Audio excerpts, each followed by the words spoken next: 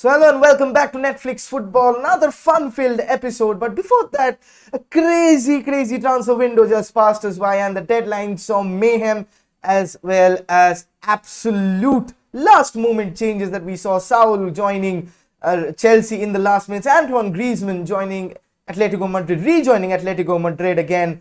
But then again, you expect somewhat of this sort, but you could not expect Cristiano Ronaldo and Leo Messi both moving in the same bloody transfer window. And to discuss, first of all, the transfer window, then about Indian football, and then his journey as well, we have got a very special guest on screen right now. Juan, you're live. So first of all, how have you been, and how crazy was the transfer deadline day? I mean, crazy. I think you're making it really light, to be quite honest with you. I mean, it was absolutely insane when it starts coming. You know, I mean, what was it? PSG, then Manchester City, and you hear Ole Gunnar Solskjaer saying, oh, no, it's not going to happen. I have no plans. He doesn't seem like he's coming. And all of a sudden, a few hours after he says that, Cristiano Ronaldo's, officially a Manchester United man. So, I mean, where do you, just starting with that, then you look at Leo Messi, then you start to see what he went through. He's on vacation. He was nearby my house where on vacation after he won Copa America. So, all that going on and seeing him, go to restaurants and much more open them. And all of a sudden he comes back to Barcelona. He's ready. He's about to go practicing. And all of a sudden they say he's no longer with the team. Okay, where do I start? so everything that went on, he ends up, what was it? A Thursday that they say he's no longer with the team. He says goodbye on Sunday, and on Tuesday he's part of PSG. Mm-hmm. Whoa, okay, fine. So I mean, it's one of those simulation rides that kind of go a little bit crazy. That's pretty much how you can sum up the transfer. I mean, just starting with those two, all the other craziness with everything else, it just adds on to that. And I think that's where it's one of those simulation rides gone really wrong. That's what this transfer market was. Absolutely. You saw how Paris Saint-Germain absolutely knackered the transfer window. First of all, signing Sergio Ramos on a free, Jorginho Wijnaldum on a free, getting Donnarumma on a free was essentially the best goalkeeper in the Euros. Then going on signing Leo Messi for free. Can anybody in the history of the game actually beat this feat? No, they can't. I don't think so. And you forgot Hakimi too. You forgot. I mean, they got 5 players for 60 million. Mm-hmm. Hakimi, and they signed Nuno Mendes as well, the left back that was missing in the puzzle. Yeah. Oh yeah, they signed him like 2 hours before the transfer window. Yeah. So they have a good option at left back just in case whatever happens with Juan Bernat. You have a good upcoming left back in there. And he could be an interesting project if you start looking at him from a long-term standpoint. So I think that PSG came out. I mean, they look, and on top of that, they keep Kylian Mbappe, and they make Florentino Perez look like a complete utter fool. So there was. So I mean, let's be honest. That's also part of the transfer market, drama too.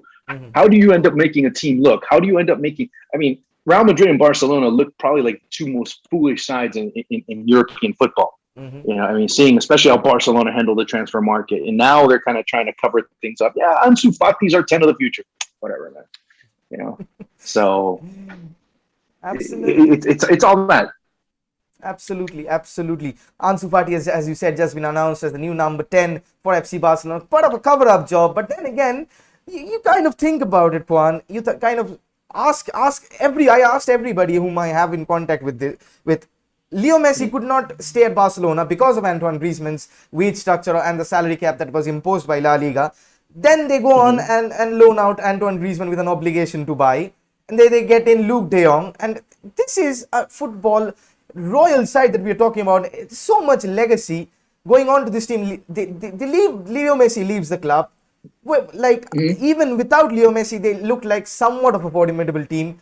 And with the likes of Griezmann going essentially one of the best players, what is the future of FC Barcelona? And they've been drawn with FC Bayern Munich once again. What is the future of FC Barcelona, Juan? If you look at it from that perspective, it seems pretty bleak. And it's funny because I put out a tweet in Spanish pretty much saying, you can't cover up things that needed to be covered up with promises. And that's exactly what Joan Laporta did.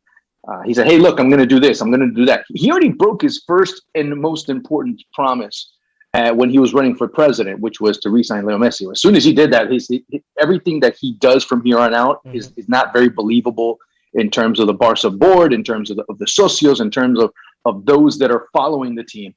You know, for your president to come in and have that as their number one topic in their presidential platform, I don't care if you're talking from a Barca context or even a presidential context. If your candidate comes in, he gets elected, and the first thing he does is go against his most primary promise, it's very tough to even believe him or give him any type of credibility from a political standpoint. And again, we have to keep in mind how political a club Barcelona is from top to bottom. And you start looking at it from that perspective. First of all, you let Neymar go, obviously because PSG pays. Then you bring in some desperation signings and Ousmane Dembele. You start bringing, I think it was Barcelona are that far off from Manchester City in terms of the amount of money that they've spent in the past few years in terms of transfers. But the transfers haven't worked out compared to Manchester City. Keep in mind also the fact that Luis Suarez leaves and they pay Atletico Madrid to take him. He ends up going to Atletico Madrid, winning the league title. Now they end up paying for Antoine Griezmann. A few years later, they end up coming back and saying, okay, he can go on loan. And on top of that, now, we have money for Messi. Oh, Messi's gone. So you've heard of the saying, of course, putting the carriage before the horse. Right. Well, they put the carriage before the horse. They got off the carriage and they started pushing the horse. So that's exactly where Barcelona find themselves right now from an administrative standpoint.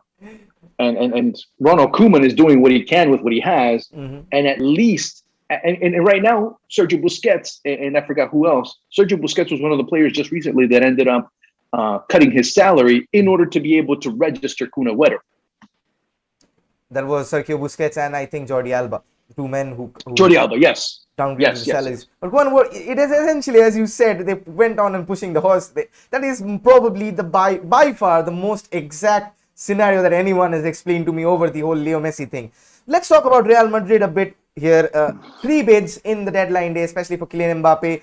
Rejecting, like PSG, are they out of their minds rejecting a 220 million bid for a player who goes for nothing next season? Or is this a point to prove that we are here to make a team? 220 million in our bank is not going to score goals. It's not going to win us the Champions League.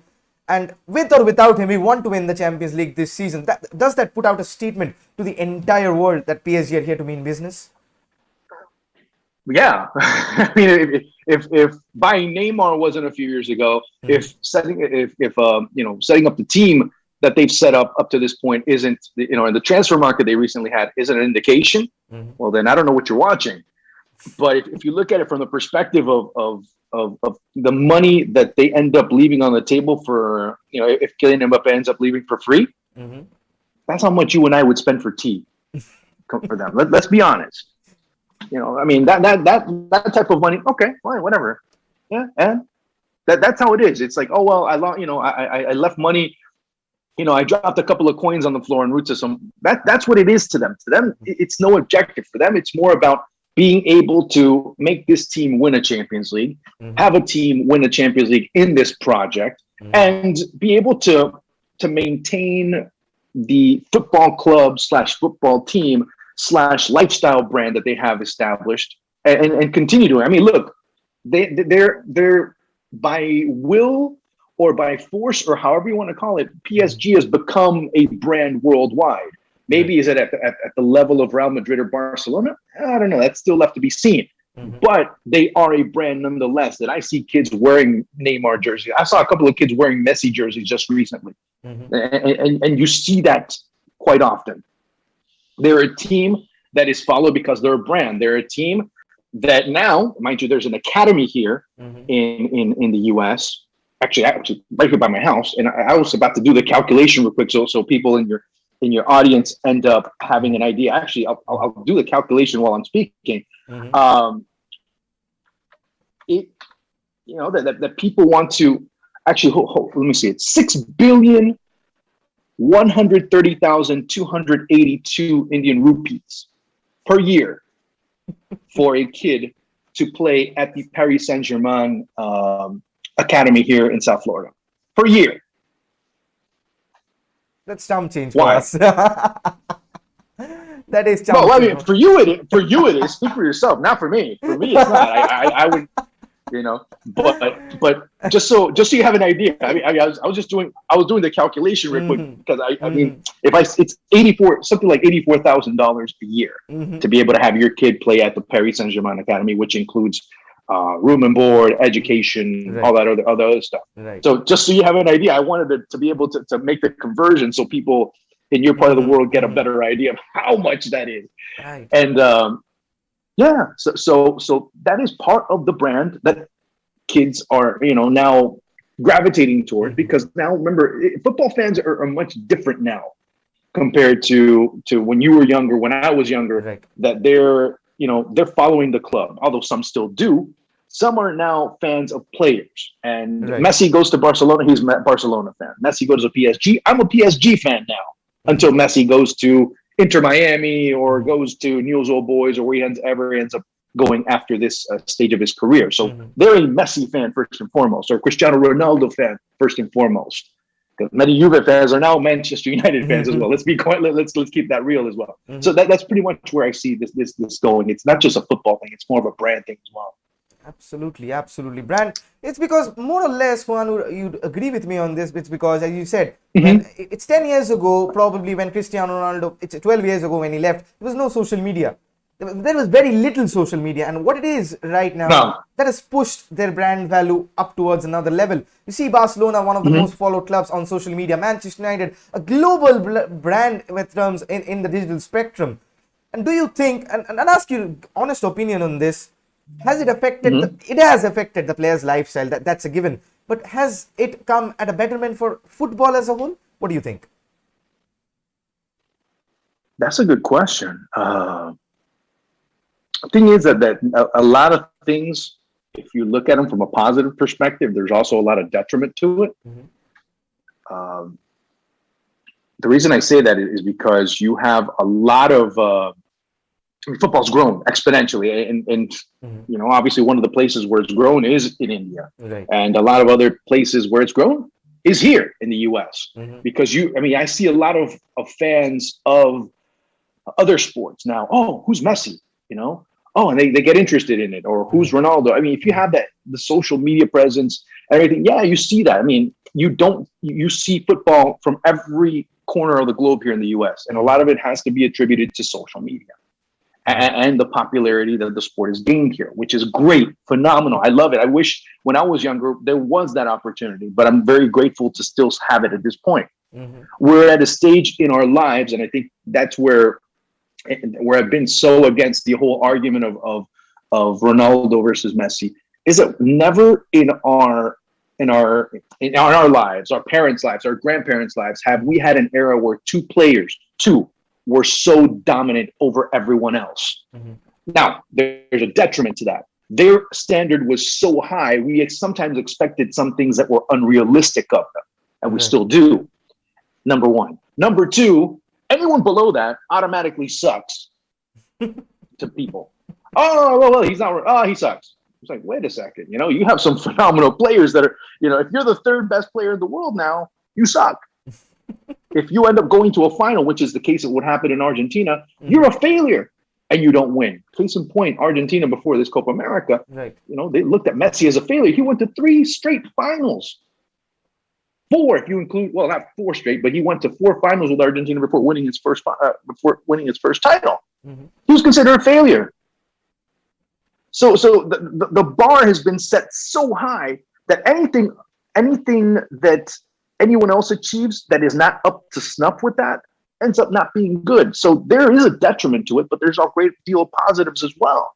So we have to look at it from both sides and take in what's positive and try and say, hey, you know what? Maybe we shouldn't be looking at things in such a negative light, because that ends up affecting the overall product. We start looking at only the result, and we only look at only numbers. We only look at tangible things, not the intangibles, not the emotional, not the aesthetic part of it, which also gets lost in the mire. Absolutely. There's so much more than the game that we essentially we let's say it's not sympathize, we empathize with the entire emotion of the game, but we forget that if you're not successful in your respective like say progress or prospects, you're already deemed a failure. That was brilliantly put, Juan. Although since you picked up about Argentina, who've been in recent contact with some of our Indian fans from down under, as we like to say over here. Me, I'm from Kolkata, so Kolkata is, if anyone tells you anything else, don't believe it, but Kolkata is the mecca of football in India. So when and I'm not going to start that one because I was told by someone that Goa was. No way. No way. No way. I'm just saying. I'm not gonna start saying that he's right or wrong. I don't know, but that's what I was told. No, Juan, that's the rumor. You've heard it from me, and that is like an SI unit. We are the SI unit of football in India. That is Kolkata. Okay. Gotcha. Especially if you see the craziness, especially since you talked about Argentina, I'll just give you a scenario. Whenever Brazil or Argentina plays, shops are closed. Like there are banners everywhere, people dress out. There's a carnival going on, and we don't even live in those countries. It's so tense. People get on brawls and fights between Brazil and Argentina, especially since Argentina versus Brazil was the final. Kolkata split into two at that point of time. And it was so and let's say there are no neutrals, and it's either Brazil or Argentina. That's how you've born up, and that's what was passed on to you. And my question to you would be is that you've seen the craze essentially, but before we talk about India, let's talk about Argentina a bit. How would you classify that their journey that they won the Copa America?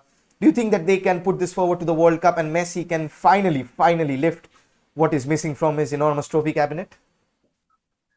Oh man, that's a big ask. I think that he was able to kind of take a huge weight off of his shoulders winning the Copa America. Maybe does that unlock what can be in terms of the World Cup? I mean, there's people that are talking, hey, you know what? Watch out with this. It's not just because of Messi, because of the other players that are part of this national team now. Right. You see a more cohesive side. You see a team that's a bit more united in terms of a certain message. You have players that are committed to this cause, and you see a captain that no longer feels the pressure of 45, 50 million people on top of him, or 45, 50 million coaches, I should say, on top of him. That's if it's not because of him that Argentina ends up, everything ends up, going the way or not of Argentina if he does something. It's no longer, I mean, you see Argentina play now, it's no longer, okay, where's Messi? Let me give him the ball, let him do whatever he has to do. It's no longer that with this group of players. Before it seemed that way. And there was a lot of times that the midfield would get halfway through. Where's Messi? Here, take the ball, dribble through everybody. Good, do your job. And it, it's a huge weight. I mean, and I've thrown it out before, and of course in jest, and in terms of provoking some type of answer. I'm like, well, if Cristiano's so great, then why doesn't he have the same demands on him with the Portuguese national team? Why doesn't he have to win a World Cup? Then people are like,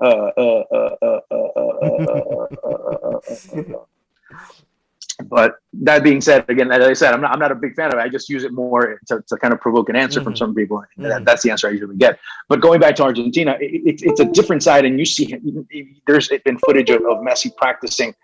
He's laughing, he's cracking up, he's having a great time at this stage of his career. And I think that's the beauty of it, that you see him looser, that you see him no longer, well, oh my God, what do I say? Because if I say this kind of implication will end up coming, my way. That's a big problem when I start seeing Messi. And actually now you see a very different player, a very different person, one that's very willing to speak to whoever he wants to, say whatever he wants, and react however he wants without any type of reproach. Truly. And to answer your question in that point where you put up the Messi number, what I can say is that Leo Messi is burdened because his country already had someone lift the World Cup, someone inspire a whole generation, someone inspire a whole country. Man. So that is the burden that Cristiano Ronaldo doesn't face, because whatever he has achieved is extra. Because you cannot compare essentially a footballing royalty side in the name of Argentina with an European side who was there and thereabouts with Cristiano Ronaldo. Yeah, that too, because everything Cristiano's doing at this point, At one point it was, well, he's not Eusebio. Oh, well, he's not Luis Figo. And he already surpassed both of them to a certain extent. So anything that he does, he's kind of setting the bar. He's setting a new bar, even at 36. And we'll see what happens in his second stint at United. With Messi, it's like the bar's already set, and in reality, it's not really very attainable. I'm talking about from a collective standpoint in Argentina. People to this day still say that Maradona is better, and he can win 5 more Champions Leagues, and they won't change their mind. And so how can you do that? So I mean, I'm not saying that I know this, but basically the attitude he has now is like, hey, I did what I can. I'm just going to enjoy the rest of my career. I'm just going to enjoy whatever I can, and I'll let the cards fall wherever they may. And they end up being. That's pretty much it. And I think that's the only thing you can say about him at this point. Whether you agree with it or not, that's fine. But you start looking at it from that perspective, and that's exactly where he's gone at this stage of his career. And that's why he was so. Maybe he was hurt when Barcelona didn't sign him, but when he came back, he said, "Man, you know what? I really feel wanted. I really feel loved." Especially when he got to Paris, and he has hundreds of thousands or tens of thousands at least fans waiting for him at the airport and screaming his name. And when he goes to Stavanger and starts to and plays in his debut and everything else that's gone on. Yeah, I feel loved. Okay, cool. I can live with this. All right, fine. My life isn't over. It's great. So cool. That is when players actually play their best football. So as you said, you've got to keep an eye out on this Argentinian team in the next year's World Cup edition in Qatar. Yeah. And going back, talking about World Cups and all the teams, India, as you said, is a side has so much potential. You're talking backstage before we came on live. Let us hear your thoughts on the development of Indian football over the years, and if we have a chance to, there is a target about 2034 World Cup that we can actually attain if we play our cards right. And what is your overall view on Indian football at the moment of time? Let's start with that. Look, I'm not gonna come out and say that I'm an expert. I'm not. All the credit that I'm going to give, and basically everything that I'm saying is based on who I've spoken to, and of course one person that I spoke to it, and I have in very high regard. And actually, I got to give him credit because he's the one that kind of got me tuned in to what's going on in that part. Is Stephen Constantine, which I'm a very good friend of, and we constantly exchange WhatsApps. He's been all over the world, but he has been always telling me, look, there's potential here. There's potential in India. There's potential. Look, it just has to. I mean, it takes time. It's not something where people think. And there's a lot of parallels between India and Australia and the U.S. Many think, well, because there's money here and there's potential, that automatically things are just going to snap up. Like here in the U.S., there's a lot of optimism, a lot of expectation over what the national team here can do because of the players that are at Chelsea and Borussia Dortmund, at Juventus, so on and so forth. A very interesting generation. But there's some that kind of get carried away and start saying, well, we're going to win the World Cup in 2022 or in 2026. Could it happen? Maybe. I mean, you cannot rule it out. Yeah, you can't rule it out, but you can't go and say that that's going to be, hey, they're going to be contenders coming into those particular World Cups. We don't know. But there has to be a long-term project, which I've seen in certain areas of India. There are. And there are certain teams that are looking to develop more talent in India. You do have a couple of players in the national team that are kind of in their last legs. When you start looking at the development of the national team and where they're heading, can they go further? That depends on how the new players or how deep the national team starts getting. Of course, you're not going to have Sunil Chitri for the rest of for the eternity. So. Who's going to come back and replace him? Who's going to be able to come through and say, okay, fine, we need new forwards. We need new midfielders. Who are the players that are coming in? Who are the youth players at the under 21s, at the under 19s, at the under 15s for that matter, that are going to be replenishing the Indian national team? And not even at the national team level, at the club level, who are those players that can come in 2 years' time and 4 years' time and start to not only perform, but also maximize their performance at the youth level, or actually at the senior level? And is it going to translate?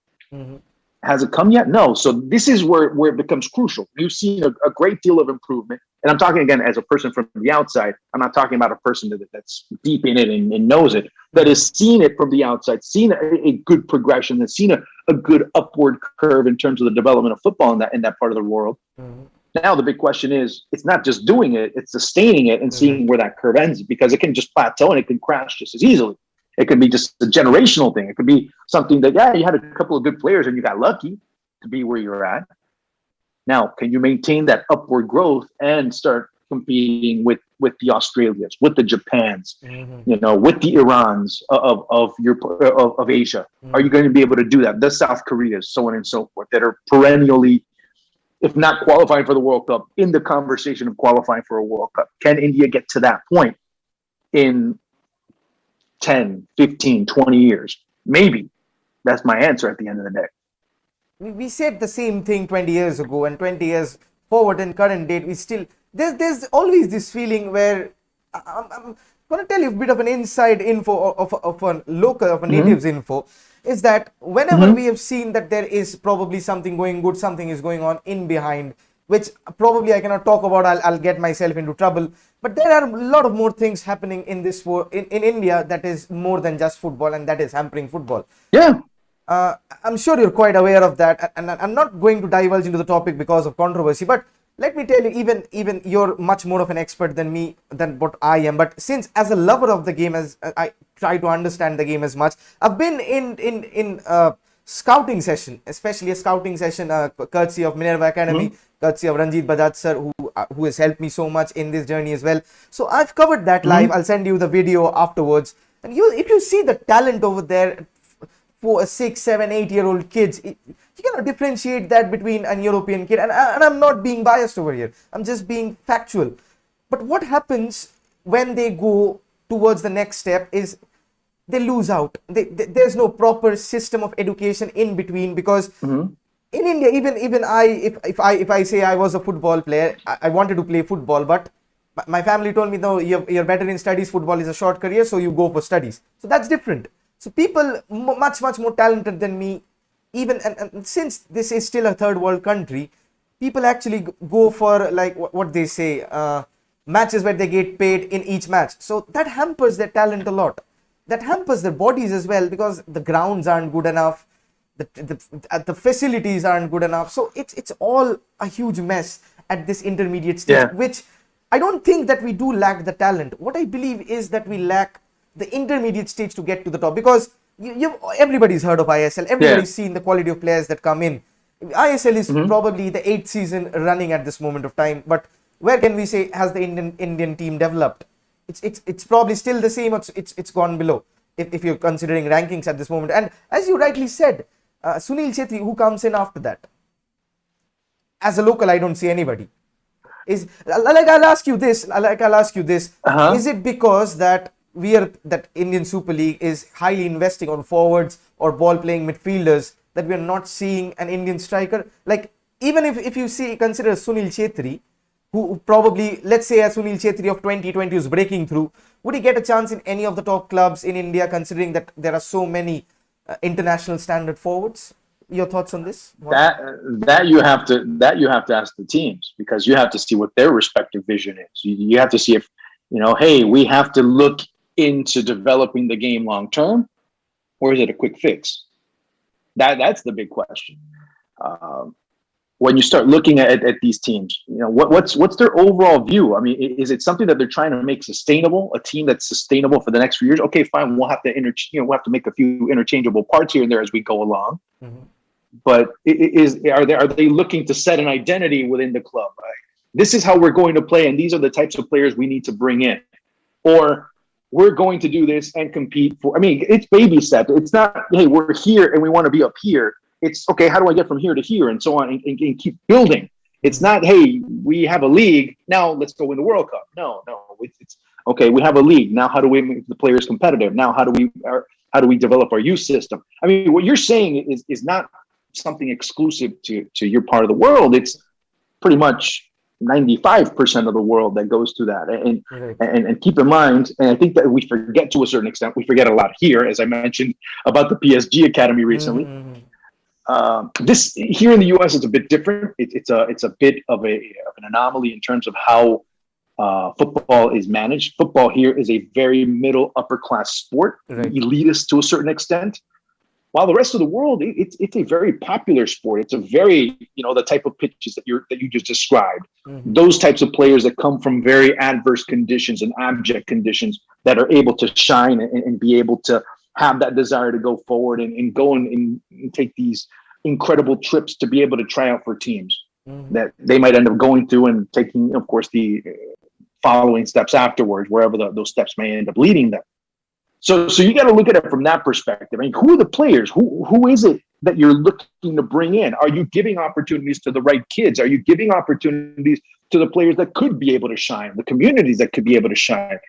Also, that comes in, and just like it is in India, you have social issues as well that you have to deal with in other parts of the world as well. I mean, in Argentina, in Brazil, in Colombia, in South America in general, Africa, you have to deal with the problems that many children from lower class families have to deal with as well, as far as nutrition, as far as transportation, as far as education are concerned. Are you as a club being in the position that you're in, willing and capable of doing that or filling in those gaps in order to have these young players be able to focus on what they should be focusing on, instead of focusing on, oh, I have to go and make ends meet for my family in order for them to be, well fed and maintained. Instead of having, I mean, you hear that a lot. You hear kids that have been 14, 15 years of age that, while they trained and tried out for a football team, they're also working to help maintain their family, where, their brothers and sisters have to go to school. Their mother and father couldn't pay a rent or keep the light on for that type of thing. I mean, we have to delve into a lot of things, into more social economic aspects of the game, in order to kind of say, whoa, is that where we want our kids to be focusing on? Or do we want them to be focusing on their education, their betterment, and also their development as far as football players, or not even football players, just better individuals that can, maybe they don't end up playing for the Indian national team, but damn, we got players that can come in, and when they're done, they have a good enough base of an education to be able to work in this aspect of the game, or they go in and work in something else that they might end up enjoying. So it's not just football alone that we talk into. We have to delve into other aspects of what this game encompasses, because it encompasses a lot of social, political, social, economic situations, depending on the country you're dealing with. Brilliantly put, Juan. Brilliantly put. Then again, we would definitely like to see India in the top competitions of the world football aspect. But first, we have to get to the best of Asia, and that is still a problem. Okay, a quick word for the fans that you recently interacted with. How crazy do you think India football fans are?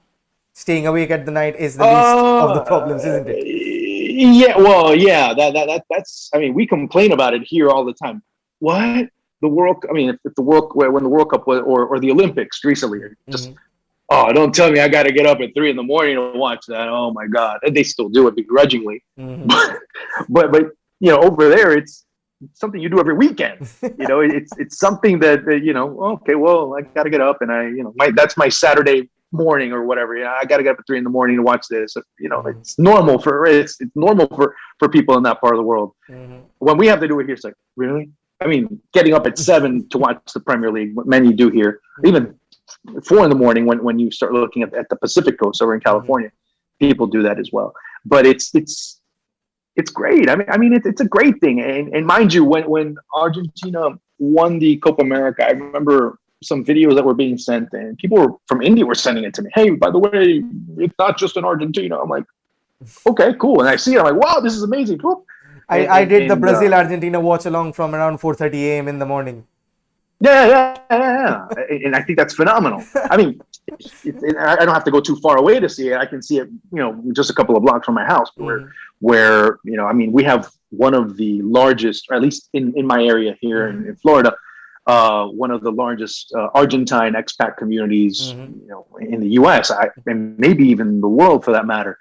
And it was just crazy. I mean, you saw parades, and people were going, and going crazy after, there were people that have never seen Argentina lift a trophy, which is mind-boggling.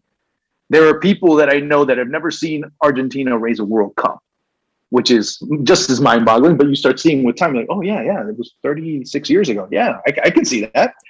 It was 28 years ago. Yeah, I can see that. So it ends up, when you start really thinking about it, wow, it means something different to this generation of fans, what they've been able to see, what they've been able to witness. And now it does give them a sense of, maybe not belonging, but of, hey, you know what? We can do some important things going into the future. Brilliant stuff. Brilliant stuff. Okay, one word of advice you would like to give us Indians. But okay, I'll ask you that later. Just one question popped in my mind in between. Since I am interested in football analysis and analytics, different things all clubbed into the same thing together, what is this prospect in, because we see a lot of people talking about XGs, XAs, XPGs, and all those fancy stuff, which not a lot of people used to understand 3 or 4 years back.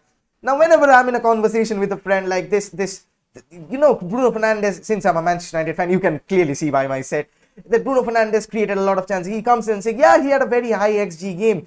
I was like, whoa, this is not like, I'm not accustomed to hear this. My question to you essentially is, how much of a part does football analytics play, and what is the prospect of that in India? Like, is there a market for this? Is there for people? A lot of people have been seeing my analysis and asking me, like, what's the future for me and for them who are interested in this from here? Just do give us a perspective. I don't even think there's a future. I think it's a present. I mean, it's not something that let's wait in 5 years, it's going to be big. It's already big. At least from my perspective, it's a great thing because it kind of reinforces, okay, fine. Oh, all right. Yeah, it does make sense. Now, there's, again, the other issue where you start dealing with people that only look at that and that alone. Right. When you start to I constantly say it when I'm doing commentary for different matches in different leagues around the world. Did it really make sense? 60% possession, 70% possession. Actually, does it make sense based on what you saw just recently? So it's also, hey, the eye test does a lot. Where's the player being positioned? If the defense is pressing high and all of a sudden he has, fine. If you start keeping a lot of factors in mind, that also helps out in terms of how to see the game. It's wonderful that you have the numbers in front of you. That they're a great supporting tool. The problem is that many have been able to only use that tool and look at the statistics. And mind you, I'll say it straight up. I've worked with commentators that don't look at the match. They look directly at the statistics, and that's all they do. And they just rip statistics out the entire match. Okay, but then they can't tell you. But they can't tell you where. Oh yeah, the reason why he was. Sorry about that. Yeah. The reason why X or Y player is doing so well is because the defender is either pressing too high or not, or giving them a lot of space to be able to turn around, get the ball, and be able to find the goal or someone else to be able to associate with. Not once do you hear that, and that ends up being a problem too, because then you have someone that can't read the game, and that gets lost a lot as well. But as far as numbers, yeah, numbers are important because they help you when you're doing commentary. It's like, oh, you see why this player is making such a run. You see when he's making the run on the left-hand side. That's the reason why he's getting the ball so cleanly. That's why X or Y statistics that you're looking at are so high or so effective. Just like I've made a point before on a couple of videos. Yeah, so-and-so had 98% possession, but look who he's passing into. It's 2-meter passes between one another. That, of course, yeah, when a central defender has 97% precision in his passes, it's because he's sending it over to his center back partner on the back line and nobody's pressuring him. You better be able to get a pass right in that situation. Why? So it gives you better contextualization of what you're seeing. It sometimes affirms what you're seeing, or sometimes, wow, oh, really? It's like this. Oh, now I see why, because of this, this, and that. So when you start really delving into the numbers, you start to understand the game better. So in accompaniment to, it's fantastic. As the only thing, it serves as a crutch. The same thing with the game itself. If all you do is look at that, then you kind of go into generalization. This player only goes this way. Oh, this player only, without understanding why he's doing it. He's just bombing forward all the time and doesn't defend. Okay, but understand that there's a certain rotation and his responsibility is this. So again, it goes both ways when it comes to Right. to numbers. But I think there is. I mean, you said you're absolutely wrong when you said about the future. It's not the future; it's the present. Absolutely, that's brilliantly put. But one name that comes to mind, especially when statistics and the eye test, as you said, is Luka Modric when he won the Ballon d'Or. I don't think he had as many goals and assists that you expect from a Ballon d'Or winner. But he's so silky on the ball. His positions, his passes, his overall intelligence in the game, that is something you cannot quantify in terms of numbers or statistics, can you? And that is proof that, No. as you said, as you put it, very on the point. Like, it is important, but without the eye test, it serves as a crutch. It's a handicap that might be. It's complementary. It's not one or the other. It's both, essentially. Yeah.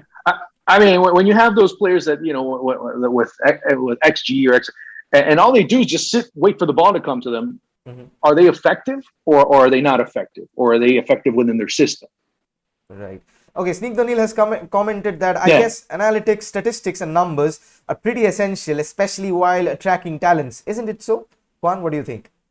Yes, they are. I mean, because at the end of the day, you have to see how they produce, because you're investing a great deal of money. But what do they? Okay, now the question is, and I mentioned it before. Yeah, you're looking for a number 9, and the number 9 that scores 25 goals a season at this team, and I want to bring him over to my club. Does he fit into my club? And I mean, there was a great article in Argentina from a great analyst of tactics, more tactics than numbers per se. And he was saying, yeah, Cristiano Ronaldo has great numbers, but does he fit into a Manchester City? Again, this is to give you context. This is when he was being rumored that he was already, it's good to go. He was about to sign with Manchester City. Manchester City is the place he's going. So he's like, does he really fit into a Guardiola type of system?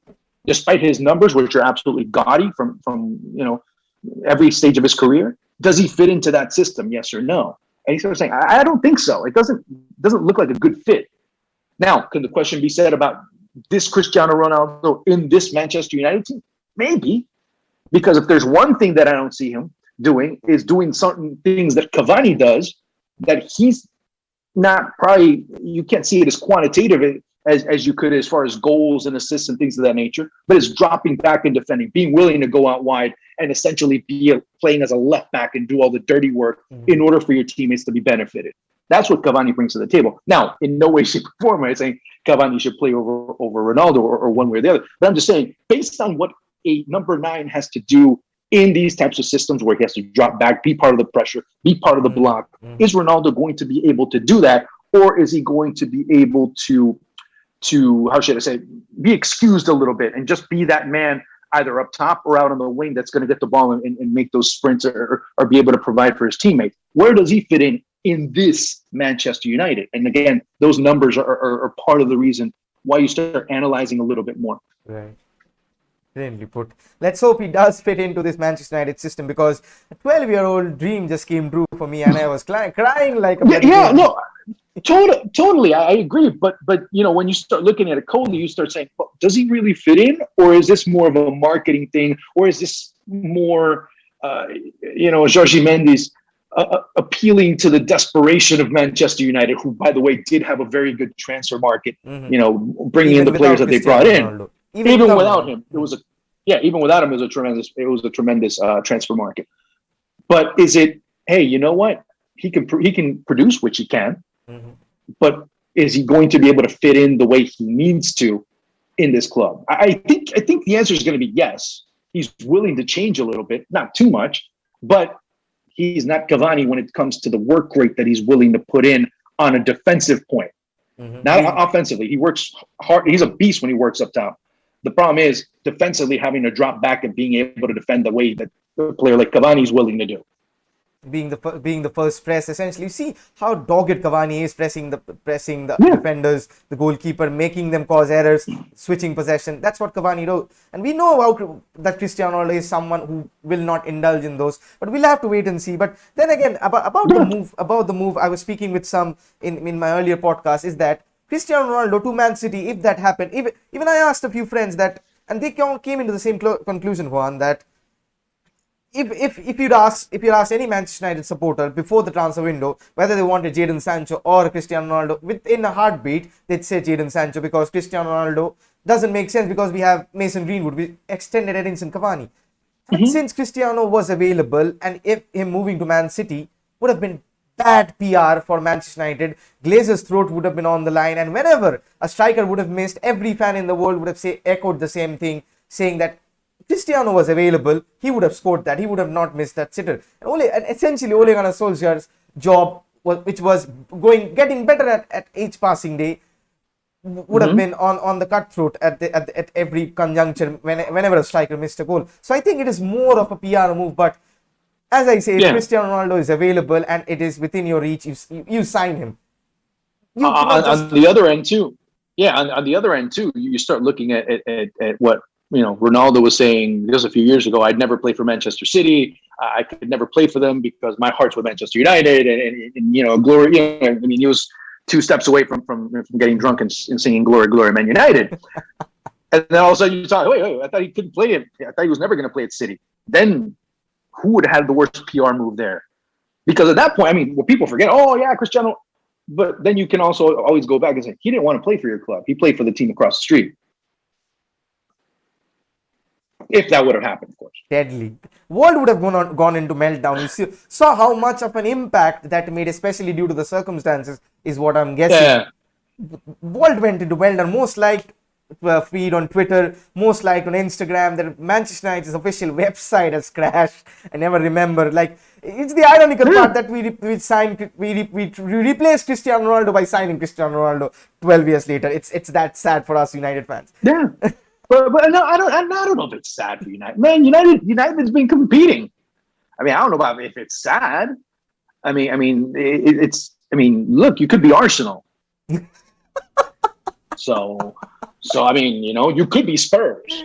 Everybody who comes onto my show takes a dig at Arsenal, and that's mandatory. That's no. I mean, it's not a dig if it's true. That's even more insult to injury, one. Yeah, I don't care. I mean, it's not an insult if it's true. And if it itches, scratch. Okay, the quick question I want to ask you is: Is Ole Gunnar Solskjaer doing a good job at Manchester United, even if he's not winning a trophy this term? What does it lead for him? Man, I mean, it's hard to say. I mean, like remember what I just said recently about Ronaldo, Messi, for example. Anybody below that sucks. And look, he's done what he can do when you have teams like you have an era where you have you do have the best Manchester City side ever. You do have a team in Liverpool that had one of the best campaigns the season before that. You've had a Chelsea that has had sensational seasons with different coaches, and maybe you're going to even have a better team this year with a full season under Thomas Tuchel. So you start seeing, I mean, so being in, competing and being in the conversation with those teams makes you suck. No, I mean, they're doing what they can. Now, their measuring stick might not be, beating Leeds 5-1, and of course, all respect to Leeds. But their measuring stick will be playing against the cities. Will be playing against, these types of teams like City, like Chelsea, Liverpool. That's going to be what measures their progress throughout the season. And of course, being able to compete in the Champions League. They got to a Europa League final. Okay, that's fine too. I mean, the ball just happened not to bounce their way in one penalty in a sequence of 22 penalties. Okay, fine. Yeah, I can do that against a team in Villarreal that's very well organized. Coach with Unai Emery that's very well organized in those types of situations. Then you can't ask for more, but you can't expect Manchester United to be considered the best team in the world when you have teams within your league that are just as good and maybe even better. You just I think there needs to be a bit more serenity with this whole process with Ole. Essentially, everything you've been put has been absolutely as clinical as a number 9. Definitely, definitely what we would love to learn. And a quick word from you before I actually release you from this entire segment. But I've learned a lot. One, I've learned absolutely a lot, especially the culture. No. You know what? Let me be honest with you. I mean, there's certain things that you mentioned too that I've been able to pick up as well. I'm probably going to steal them from you, to be quite honest with you, and use them. Don't quote me, because I'm just a common guy who doesn't want to get into trouble. Huh?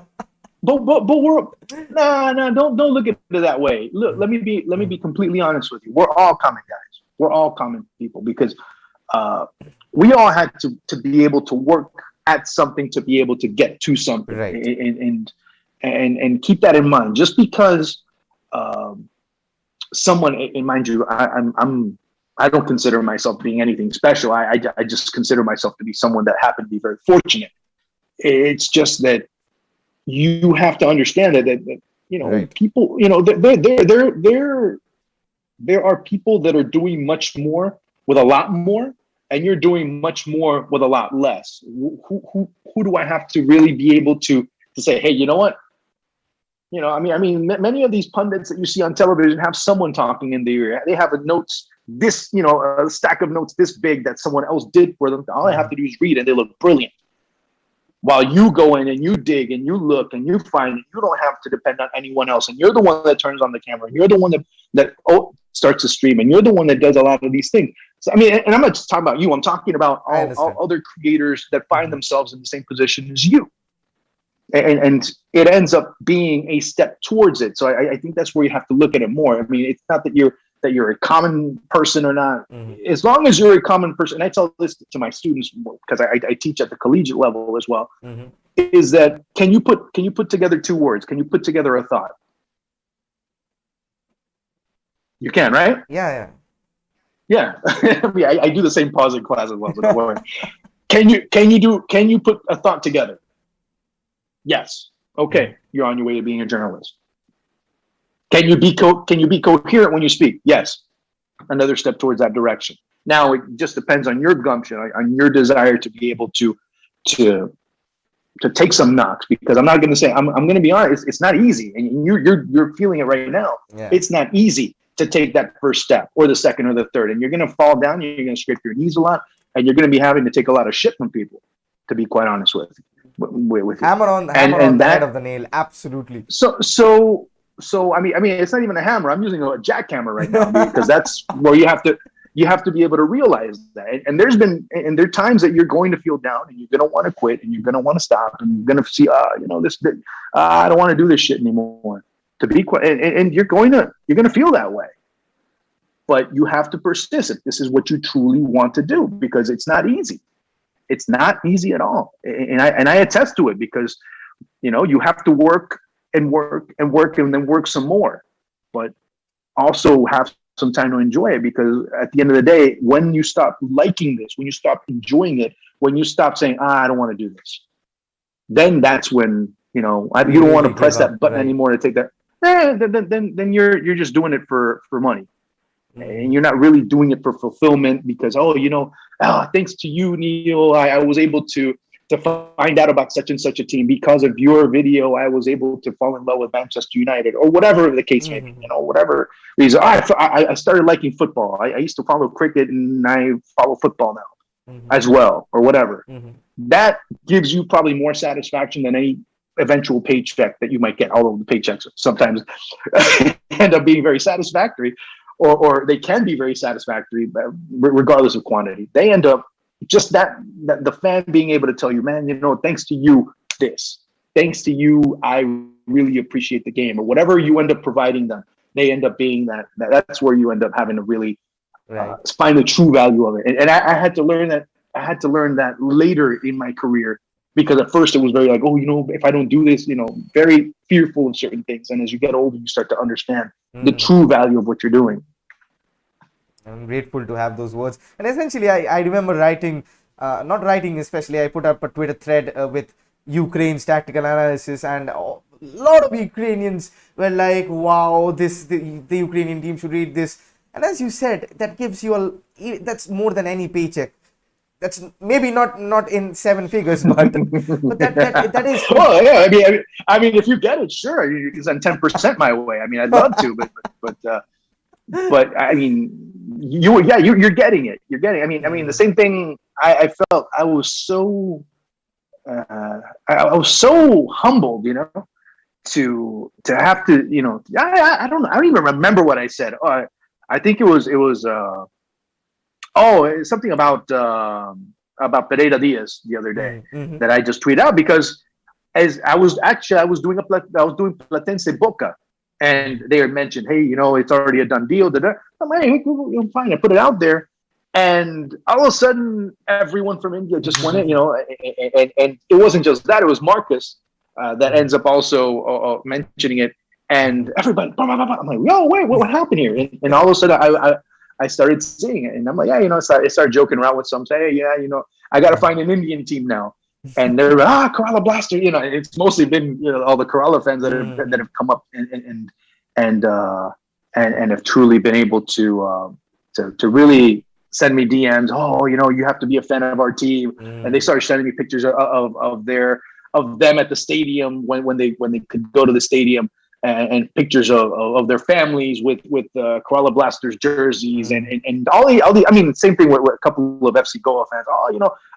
That they've been able to send me stuff. So that in and of itself was so satisfying that, and at times whenever I do matches, and I usually try and say hello to people, because they're part of the reason one's here, to be quite honest. Absolutely. Whenever you're getting into touch with Kerala Blaster fans or anyone from Goa, just ask them about the two superpowers of football known as Mohun Bagan and East Bengal. You'd get a lot of hate. No. I'll let you do that. No. Come on, that's your job, not mine. Come on, Juan. I don't need to do that. I know what are the best clubs in India, and that is at this not at this moment of time East Bengal, because they're under a lot of politics here and there. But Mohun Bagan, or ATK Mohun Bagan as it is known right now, it is known as the national club of India for a reason. I'll let you find on to that one as well from your Kerala Blaster fans. Well, look, I'm watching from afar. Look, I've told people, look, I wish I could go over there and do some commentary for ISL, and I mean, I've talked about it. And there's a possibility in the future. I mean, I'm not saying that that it's set in stone, but it's something that I'd love to do. And it's not just to do the games. It's not just for obviously, any type of remuneration. Obviously, it is important, but to be able to go and hang out with the fans and see what they're doing, because to me, the beauty. And again, part of the gratitude that I have towards the game is not just what happens on the pitch. It's the friendships that I've created. It's the connections that I've created throughout the world. There's people that I've never met face to face in my life that have become great friends with. That's the beauty of this game. To be able to go to certain countries and absorb the culture and learn about what this game really can offer. When I've gone to places like Costa Rica, when I've gone to Jamaica, which I do a lot of work for Jamaican television. Actually, I still do a lot of work for Jamaican television, and what it's been able to offer me in terms of the rewarding experiences I've had being a World Cup pundit for them, doing La Liga for them, doing a lot of things for them, and what I've been able to learn from Jamaican culture or Caribbean culture in general, or Caribbean cultures in general. And I was like, hey, man, India would be kind of a place where it would be a beautiful cultural experience on top of being able to be a voice of football, be a voice where people can, and if it does mean that I end up helping the sport grow directly or indirectly there, then, hey, I'm more welcome to it. And I would be very happy to do that. But that again makes me thrilled that if in the future I have that possibility going to India and being able to do games over there, yeah, absolutely. Once you come to India, if you eat the food, you're never gonna want to leave. I can attest to that. I love it. Oh man, you know what? I'm gonna. I mean, trust me, I love Indian food. I mean, I'm not gonna say that I'm a connoisseur, but the places where I've gone, it's been spectacular. I can only imagine how it is over there. Whatever I've eaten times maybe 100, that would be great. Whenever you're dropping at Kolkata, you have. I'll get in touch with you. I'll take you on a tour. Sure. Yeah. And you're paying. Yeah, absolutely. It's all on me. You're a guest. You're a guest at this stage, and it's my duty It's all especially good. to talk Nah, to tell someone about our experience about the whole yeah, football thing would be an immense yeah, of opportunity course. to share the same And frame at the with same you time, as well. and at the same time, to be able to some of the things I've told my colleagues from Argentina and from Brazil, hey, check what's going on over there. I don't know for sure, but check it out. Maybe you'd be interested. And some have been able. I mean, some of the celebrations that have occurred Mm, after Copa America mm, again, they were on Sports Center, they were on ESPN in yeah. South America, and they were able, so, I mean, I don't need to tell you much after that, reactions from all over the world, and happened to be India. I forgot, I don't remember what cities exactly off the top of my head, but Mm. but they were exactly that. That is a testament to the football frenzy, crazy people that we are, Juan. Mm-hmm. Thank you so much. It's been close to an hour that I've made you wait, but essentially I've learned a lot from you, and I would definitely want you to come back on sometime very soon and to talk Sure, about more sure, on the Premier League, the La Liga as the season progresses, and sure, sure, love to sure. tell you about Indian football as well. If it helps you with your research, I'd be honored to play a part in that. Juan, thank you so Ah, much. man, It's a pleasure. it'd be awesome to have you. I mean, trust me. I mean, the more I learn, I mean, like I said, the more I learn, the better. My objective is to try and be as complete a. I shouldn't say that. As complete a person as I possibly could. That's brilliantly I put. think because it just kind of is a. It ends up being a reflection of what you are, what you know, and trying to kind of be that nexus between people. Because you do that. I mean, as a football commentator, you have to be able to do that. You have to be able to Bridge to that gap.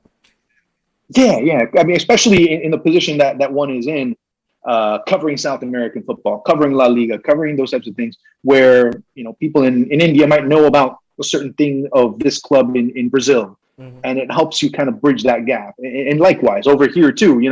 If I end up learning something from you, I can help translate it over to this part of the world, and it makes for a better understanding at the end of the day. Absolutely. It's the sport that all brings us together, and that is why Hmm. we all love football and we are fans of football at the very Yeah, least. Juan, thank and you we so should and we should always and we should always be grateful for it because it's offered us so much. definitely changed my life. I'm alive. I'd say I'm alive because of football. I did not lose my head in the pandemic. Lots of worse things happened, but football is Hmm. actually what I keep saying, that football is kept us together. It's kept us sane, and that is a testament towards the love that we have for the game. Juan, thank you so much. It's been ethereal experience for me, and I've loved to learn a lot from you. I've not had much viewers. People are busy watching something else, but definitely I'll put on clips here and there where you've talked about certain things. I'll Yeah, tag you as well. But all in all, thank you so much. I don't know. Yeah, I don't know if you will be able to see it, but if you do watch actually tomorrow, World Cup qualifiers in CONCACAF, I'll be calling Mexico Jamaica Yeah, I saw for that. the world I feed. saw that on your Twitter feed as well. Yeah, yeah. So I mean, I don't know. I mean, people ask me, "Hey, where can I see it?" I'm like, "Where are you at?" And they say, "Well," I'm like, to be honest with you, I don't know. I can only say, "Hey, this is the match I'm doing. Go and check what where it's going to be shown in your part of the world." Uh, I wish I could help out with that, but sometimes I just can't. But Yeah, but like I you'd have said, to break the law to Mexico. help out with that. Well, anyway, but yeah. So I mean, I don't know. I don't know if they show uh, Argentine league in India. I don't know if they show. They don't actually. Okay, or Copa Libertadores in India. I don't know, so I can't really go and say, hey, yeah, check it here, and also like, no, they don't show it there. So I'd look like a fool if I say it. So We have to I'd rather search it not say it. on some not some legal sites. We have to search them on YouTube if there's most of them in Arabic commentary. I'm not advocating that. I'm not advocating piracy in any way, but it's difficult getting in touch with the other hemisphere of the world, because in India it's more about Europe than what is South America, which I do want to learn a lot more from you, because South American football is close to what India in the natural level of talent, the economy, the whole thing. It's so much similar.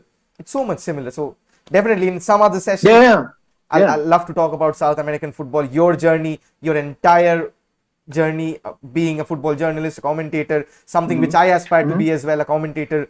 But at this moment of time, Sure. its chances are looking bleak at India. But what I'll promise there's you, ways. what I'll promise There's you, Juan, ways. is that I'll keep working hard. I've never stopped working hard, and I'll keep working hard. That's good. That's good. I mean, no, I mean, promise it for yourself. I mean, you've already done enough to convince me, but you have to do it for yourself. I mean, Yes. that's the only thing I can truly tell you, because at the end of the day, you're the one that has to be satisfied with or you. I'm not talking about you in general. I'm just talking about Right. you, the journalist, has to be happy with what you're doing. It's not just, hey, trying to please me or please anyone. Don't fuck people. Don't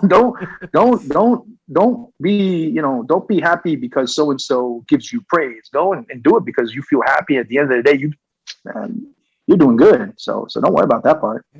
Thank you, Juan. Thank you so much. Words of encouragement, words to keep me going. We'll have you pretty soon. I'm sure of it. I'm absolutely thrilled with this session. Love to learn a lot more from you. I'll keep bugging you on Twitter as much as possible. It's all good. All right, cool, man. That's fine. Then again, bug me as much as you want. Absolutely. Phenomenal stuff. Thank you, Juan. Bye-bye for now. It's good night from over here, but I think that's good afternoon for you guys over there. Yeah, it just turned 1 o'clock here in on the East Coast. It's 10:30 p.m. on IST. So time separates us, but not football. Yeah. Have a good Friday. For us Indian fans, it's a good Thursday night over there, man. For us Indian football fans, this is probably dusk. This is not even night. It's 12:30 is when night starts, and we start to watch the matches on. Of course. You start. That's when you start the partying over there. Such a fun guy to be. I like it already. I like it already. You're very much welcome to come on whenever you come to Kolkata. You'll be doing a live tour with me. That much I promise. Okay, Juan. Thank you so much. Sounds good. Take care. Take care. Bye. All right, take care. Bye.